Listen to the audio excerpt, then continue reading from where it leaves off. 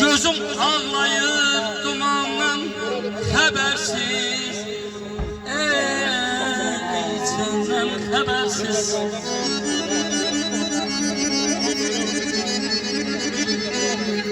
Bağışla azizim, göre bilmirəm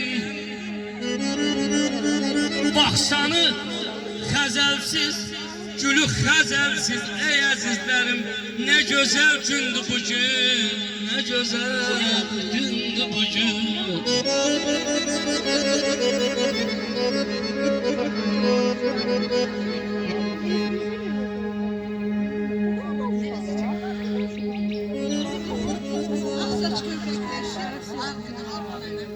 Hayatıma ömrümü inan borçluyum sana.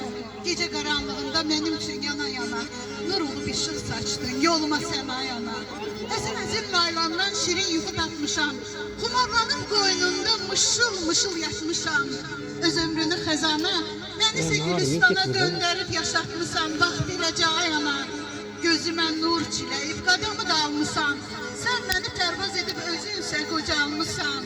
Qurban olmam ey vətən, belə ülvi insana. Vətən də qoşa durur, adın sənin ey ana.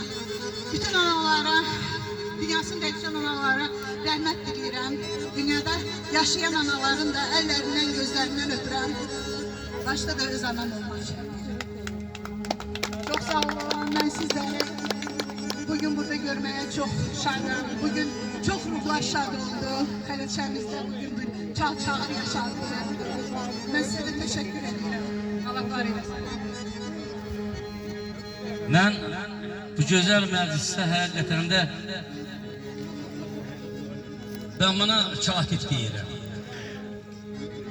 Katip, yani katip her zaman deyilmir zamanıyla bak. Yani katip deyirəm.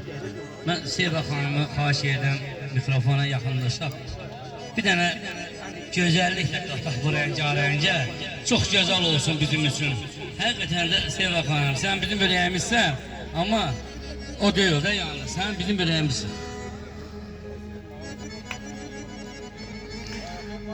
Seva Hanım, sen bir elə bir güzel insansan ki, sen bizi həmişə burada bu torpağa sevdirmişsən. Yani o demek diyor ki, külün yalasan, od vurasan, dağıdasan, yok. Sen hakikaten de burada hakikaten de mənəvi dəstək olursan. Bununla beraber de ben xahiş edirəm Leyla Hanım. Leyla Hanım, bizim o telefonda danışdıqları burada əməl eləyə bilmirsən. Sen telefonda danışırsan ki, ay Qədir, belə olduq. Amma o deyil. Görmürəm səni orada.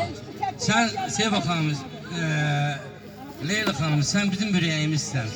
Sen bize yaxınlaş, sen bizimle görmürəm onu mən.